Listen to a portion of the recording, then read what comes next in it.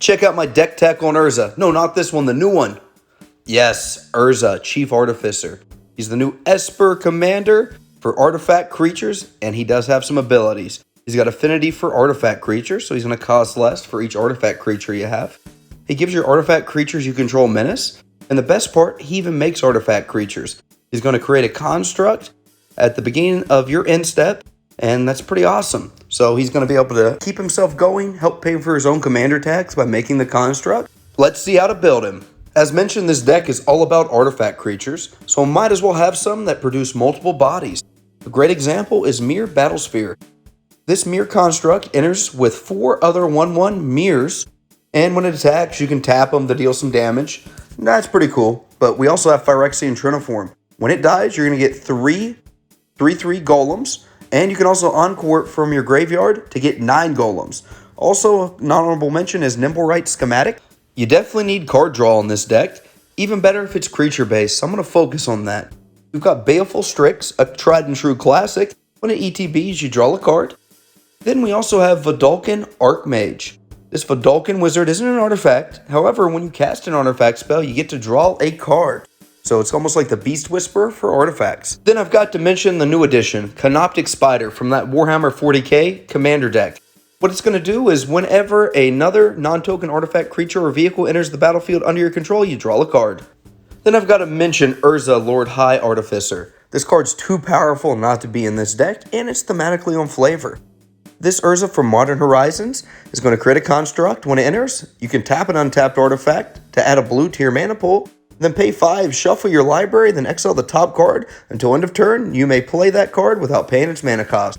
This guy is super broken, and there are a lot of powerful commander decks with him at the helm, but I think he's a nice fit within the body of this new deck. We got to talk about ramp. I think Mirror are a great fit for ramp in this deck. One, they're creatures, so they synergize very well with our new Urza, and they also tap for mana. So we've got things such as Palladium Mirror that taps for multiple mana. We've got Alloy Mirror that can tap for 1 mana of any color. But his secret piece of tech is Mirror Galvanizer.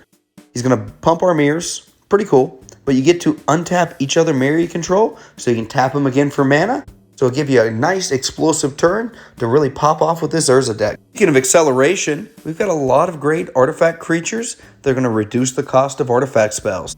Some of the big ones are Joyous Familiar.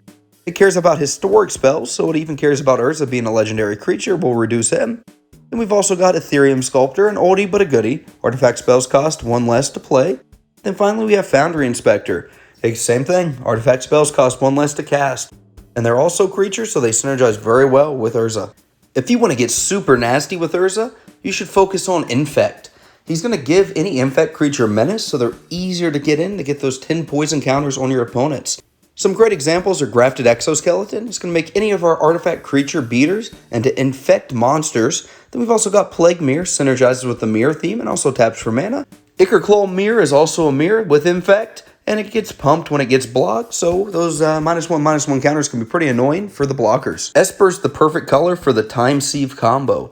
Time Sieve is an artifact that costs a blue and a black. You tap it, sack 5 artifacts, you take an extra turn after this one.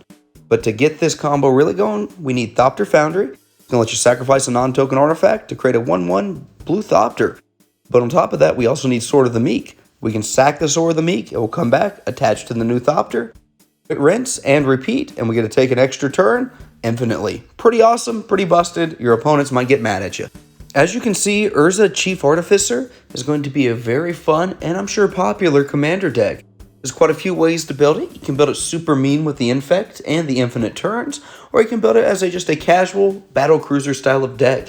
Let me know in the comments below how you want to build the new Urza, and thanks for watching. Please like and subscribe so you're up to date on my newest deck techs. Bye bye.